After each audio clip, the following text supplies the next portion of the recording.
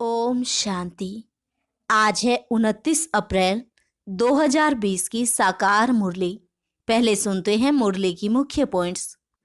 आज बाबा ने ज्ञान विज्ञान का अर्थ स्पष्ट करते हुए कहा, विज्ञान अर्थात देही अभिमानी बनना व याद की यात्रा में रहना, और ज्ञान अर्थात सृष्टि चक्र को जानना। अभी तुम अपने में राजाई के संस्कार भर रहे हो और साइंस वाले साइंस के संस्कार भर रहे हैं, क्योंकि वह भी सूर्यवंशी में तो जाएंगे। आगे कहा, जितना समय रूहानी सर्विस में दो उतना अच्छा है, लेकिन साथ में रचना की संभाल भी जरूर करनी है। बाबा ने कहा, जितना रुस्तम बनेंगे उतना माया के तूफान भी जास्ती आएंगे। उच्च से उच्च है एक शिव बाबा, महिमा भी केवल उनकी ही है, और कोई की महिमा नहीं कर सकते।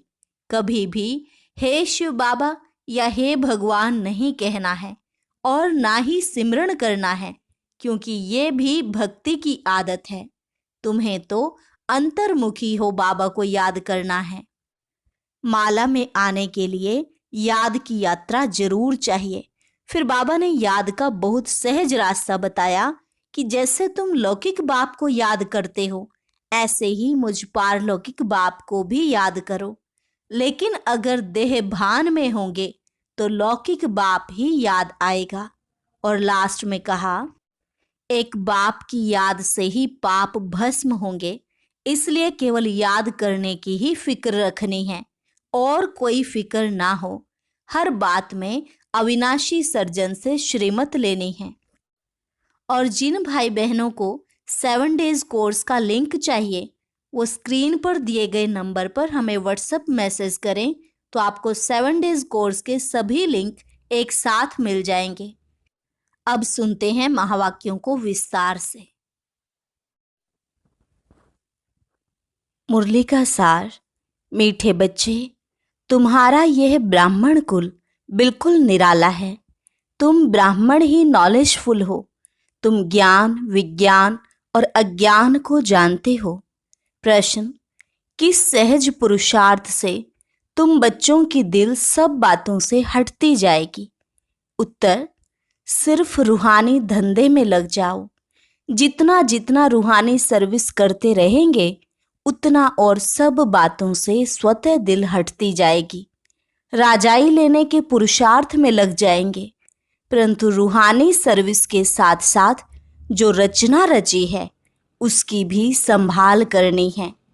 गीत, जो पिया के साथ है उसके साथ ज्ञान बरसात है। ओम शांति। बाबा ने कहा, यहाँ पिया कहा जाता है बाप को। अब बाप के आगे तो बच्चे बैठे हैं। बच्चे जानते हैं हम कोई साधु सन्यासी आदि के आगे नहीं बैठे हैं। वह बाप ज्ञान का सागर है। ज्ञान से ही सद्गति होती है। कहा जाता है ज्ञान विज्ञान और अज्ञान। विज्ञान अर्थात देही अभिमानी बनना, याद की यात्रा में रहना, और ज्ञान अर्थात सृष्टि चक्र को जानना। ज्ञान विज्ञान और अज्ञान, इसका अर्थ मनुष्य बिल्कुल नहीं जानते हैं। अभी तुम हो संगम युगी ब्राह्मण। तुम्हारा यह ब्राह्मण कुल निराला है, उनको कोई नहीं जानते। शास्त्रों में यह बातें हैं नहीं कि ब्राह्मण संगम पर होते हैं। यह भी जानते हैं प्रजापिता होकर गया है, उसको आदि देव कहते हैं। आदि देवी जगतअंबा, वह कौन है यह भी दुनिया नहीं जानती। जरूर ब्रह्मा की मुख्य वंशावली ही होगी। वह कोई ब्रह्मा की स्त्री नहीं ठहरी। एडॉप्ट करते हैं ना। तुम बच्चों को भी एडॉप्ट करते हैं। ब्राह्मणों को देवता नहीं कहेंगे। यहाँ ब्रह्मा का मंदिर है, वह भी मनुष्य है ना। ब्रह्मा के साथ सरस्वती भी है, फिर देवियों के भी मंदिर हैं। सभी यहाँ के ही मनुष्य हैं ना। मंदिर एक का बना दिया है।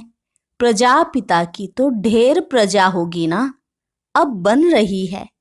प्रजापिता ब्रह्मा का कुल वृद्धि को पा रहा है एडॉप्टेड धर्म के बच्चे। अब तुमको बेहद के बाप ने धर्म का बच्चा बनाया है। ब्रह्मा भी बेहद के बाप का बच्चा ठहरा। इनको भी वर्षा उनसे मिलता है। तुम पोत्रे पोत्रियों को भी वर्षा उनसे मिलता है। ज्ञान तो कोई के पास है नहीं, क्योंकि ज्ञान का सागर एक है। वह बाप जब तक न आए तब तक किसकी सद्गति होती नहीं। अभी तुम भक्ति से ज्ञान में आए हो सद्गति के लिए। सतयुग को कहा जाता है सद्गति, कलयुग को कहा जाता है दुर्गति, क्योंकि रावण का राज्य है। सद्गति को राम राज्य भी कहते हैं, सूर्यवंशी भी कहते हैं। यथार्थ नाम सूर्यवंशी चंद्रवंशी है। बच्चे जानते हैं हम ही सूर्यवंशी कुल के थे, फिर 84 जन्म लिए। यह नॉलेज कोई शास्त्रों में हो नहीं सकती, क्योंकि शास्त्र है ही भक्ति मार्ग के लिए। वह तो सब विनाश हो जाएंगे। यहाँ से जो संस्कार ले जाएंगे वहाँ वह सब बनाने लग पड़ेंगे। तुम्हारे में भी संस्कार भरे जाते हैं राजाई के। तुम राजाई करेंगे, वह फिर उस राजाई में आकर जो हुनर सीखते हैं वही करेंगे। साइंसदान जाएंगे जरूर सूर्यवंशी चंद्रवंशी राजाई में, उनमें है सिर्फ साइंस की नॉलेज। वे उसके संस्कार ले जाएंगे। वह भी संस्कार हैं, वह भी पुरुषार्थ करते हैं। उनके पास वह इल्म अर्थात विद्या है। तुम्हारे पास दूसरा कोई इल्म नहीं है। तुम बाप से राजाई लेंगे। धंधे आदि में तो वह संस्कार रहते हैं ना, कितनी खिटपिट रहती है। परंतु जब तक वानप्रस्थ अवस्था नहीं हुई है तो घर बार की संभाल भी करनी है, नहीं तो बच्चों की कौन संभाल करेंगे। यहाँ तो नहीं आकर बैठेंगे। ऐसे कहते हैं जब इस धंधे में पूरी रीति लग जाएंगे फिर वह छूट सकता है। साथ में रचना को भी जरूर संभालना पड़ता है। हाँ, कोई अच्छी रीति रूहानी सर्विस में लग जाते हैं, फिर उनसे जैसे दिल उठ जाएगी। समझेंगे जितना टाइम इस रूहानी सर्विस में देवें उतना अच्छा है। बाप आए हैं पतित से पावन बनने का रास्ता बताने, तो बच्चों को भी यही सर्विस करनी है। हर एक का हिसाब देखा जाता है। बेहद का बाप तो केवल पतित से पावन बनने की मत देते हैं, वह पावन बनने का ही रास्ता बताते हैं। बाकी यह देख रेख करना, राय देना, इनका अर्थात ब्रह्मा का धंधा हो जाता है। शिव बाबा कहते हैं मेरे से कोई बात धंधे आदि की नहीं पूछनी है। मेरे को तुमने बुलाया है कि आकर पतित से पावन बनाओ, तो हम इन द्वारा तुमको बना रहा हूँ। यह भी बाप है, इनकी मत पर चलना पड़े। उनकी रूहानी मत, इनकी जिस्मानी, इनके ऊपर भी कितनी रिस्पॉन्सिबिलिटी रहती है, अर्थात ब्रह्मा पर भी कितनी जिम्मेवारी है। यह भी कहते रहते हैं कि बाप का फरमान है मामे कम याद करो, बाप की मत पर चलो। बाकी बच्चों को कुछ भी पूछना पड़ता है, नौकरी में कैसे चलें, इन बातों को ये साकार बाबा अच्छी तरह समझा सकते हैं। अनुभवी हैं, यह बताते रहेंगे ऐसे ऐसे मैं करता हूँ, इनको देख सीखना है। यह सिखाते रहेंगे, क्योंकि यह है सबसे आगे। सब तूफान पहले इनके पास आते हैं, इसलिए सबसे रुस्तम यह है, तब तो उच्च पद भी पाते हैं। माया रुस्तम हो लड़ती है, इसने फट से सब कुछ छोड़ दिया। इनका पाठ था, बाबा ने इनसे यह करा दिया।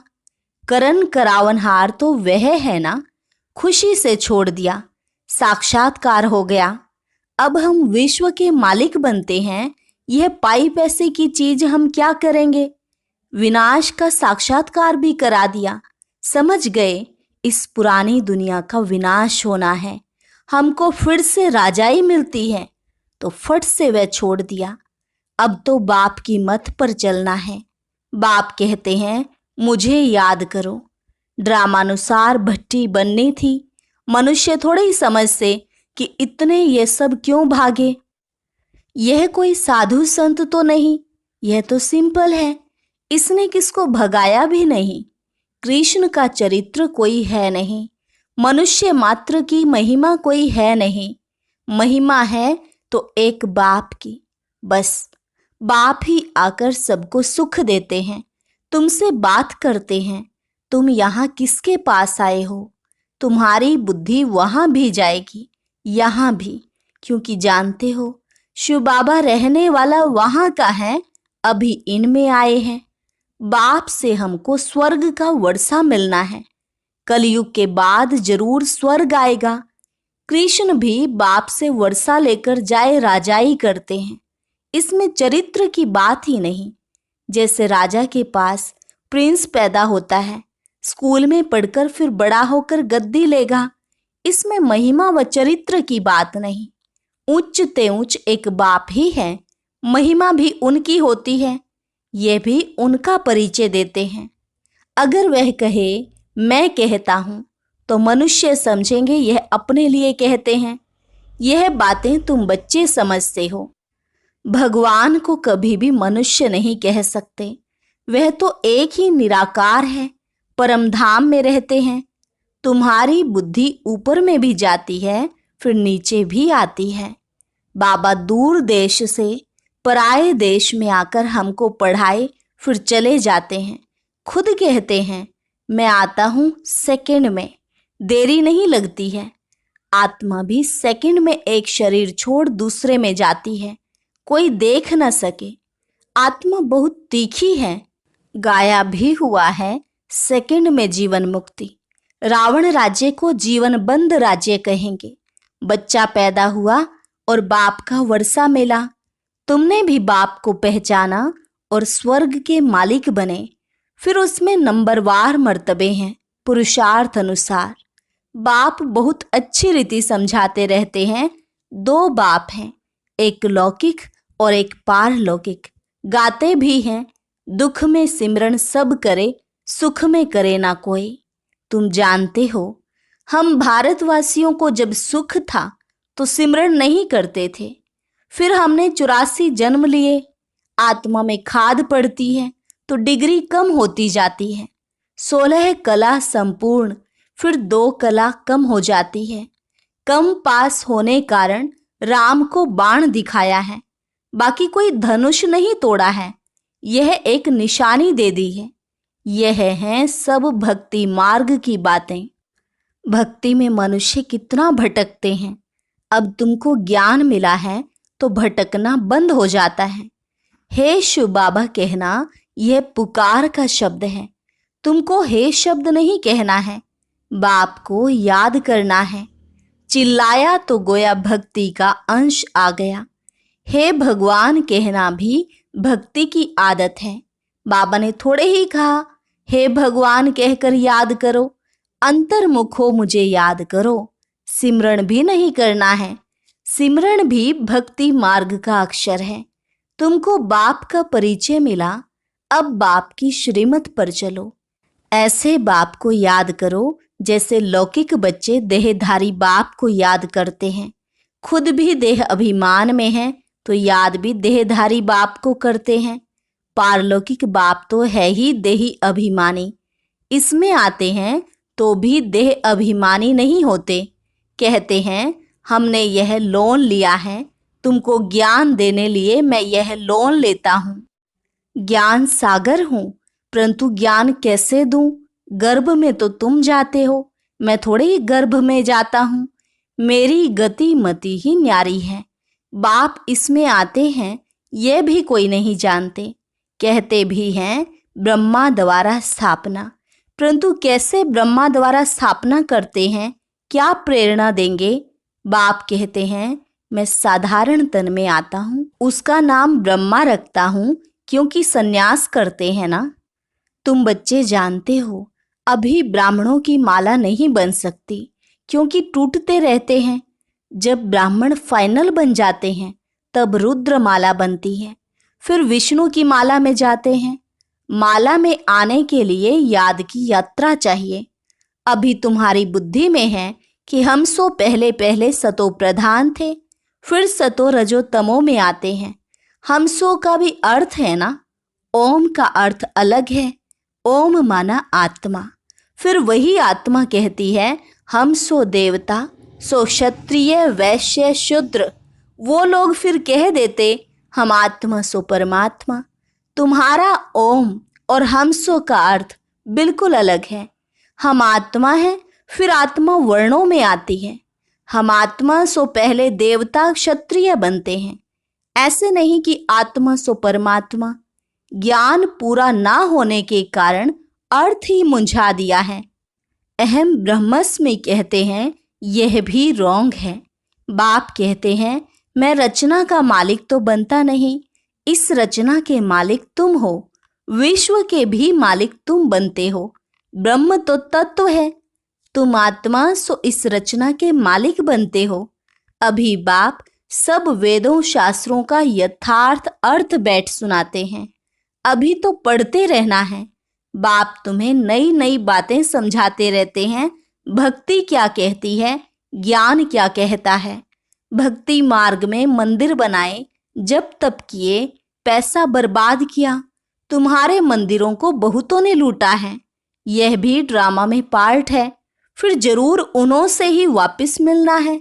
अभी देखो कितना दे रहे हैं, दिन प्रतिदिन बढ़ाते रहते हैं, यह भी लेते रहते हैं। उन्होंने जितना लिया है उतना ही पूरा हिसाब देंगे। तुम्हारे पैसे जो खाए हैं वह हप नहीं कर सकते। भारत तो अविनाशी खंड है ना, बाप का बर्थ प्लेस है। यहाँ ही बाप आते हैं, बाप के खंड से ही ले जाते हैं तो वापस देना पड़े। समय पर देखो कैसे मिलता है। यह बातें तुम जानते हो, उनको थोड़े ही पता है विनाश किस समय आएगा। गवर्नमेंट भी ये बातें मानेंगी नहीं। ड्रामा में नूंद है, कर्जा उठाते ही रहते हैं, रिटर्न हो रहा है। तुम जानते हो हमारी राजधानी से बहुत पैसे ले गए हैं, सो फिर दे रहे हैं। तुमको कोई बात का फिक्र नहीं है। फिक्र रहता है सिर्फ बाप को याद करने का। याद से ही पाप भस्म होंगे। नॉलेज तो बहुत सहज है। अब जो जितना पुरुषार्थ करे, श्रीमत तो मिलती रहती है। अविनाशी सर्जन से हर बात में मत लेनी पड़े। अच्छा, मीठे मीठे सिकिलधे बच्चों प्रति माता पिता बाप दादा का याद प्यार और गुड मॉर्निंग। रूहानी बाप की रूहानी बच्चों को नमस्ते। रूहानी बच्चों की रूहानी बाप दादा को नमस्ते नमस्ते, गुड मॉर्निंग। धारणा के लिए मुख्य सार। पहली पॉइंट, जितना टाइम मिले उतना टाइम यह रूहानी धंधा करना है। रूहानी धंधे के संस्कार डालने हैं, पतितों को पावन बनाने की सर्विस करनी है। दूसरी पॉइंट, अंतर्मुखी बन बाप को याद करना है। मुख से हे शब्द नहीं निकालना है। जैसे बाप को अहंकार नहीं, ऐसे निरहंकारी बनना है। वरदान, संगठित रूप में एक रस स्थिति के अभ्यास द्वारा विजय का नगाड़ा बजाने वाले एवर रेडी भव। संगठित रूप में एक रस स्थिति के अभ्यास द्वारा विजय का नगाड़ा बजाने वाले एवर रेडी भव। विश्व में विजय का नगाड़ा तब बजेगा जब सभी के सब संकल्प एक संकल्प में समा जाएंगे। संगठित रूप में जब एक सेकंड में सभी एक रस स्थिति में स्थित हो जाएं, तब कहेंगे एवर रेडी। एक सेकंड में एक मत, एक रस स्थिति और एक संकल्प में स्थित होने की ही निशानी उंगली दिखाई है, जिस उंगली से कलयुगी पर्वत उठ जाता है। इसलिए संगठित रूप में एक रस स्थिति बनाने का अभ्यास करो, तभी विश्व के अंदर शक्ति सेना का नाम बाला होगा। स्लोगन, श्रेष्ठ पुरुषार्थ में थकावट आना यह भी आलस्य की निशानी है। श्रेष्ठ पुरुषार्थ में थकावट आना यह भी आलस्य की निशानी है। अच्छा, ओम शांति। अभी स्क्रीन पर आप जो बाबा की फोटो देख रहे हैं इसको टच करें और एक बहुत अच्छी क्लास सुने। जैसे आप इसको प्रेस करेंगे तो आपको विजिट चैनल ये लिखा मिलेगा, उसको प्रेस करने से आपको सामने क्लास नजर आएगी। ओम शांति। शुक्रिया।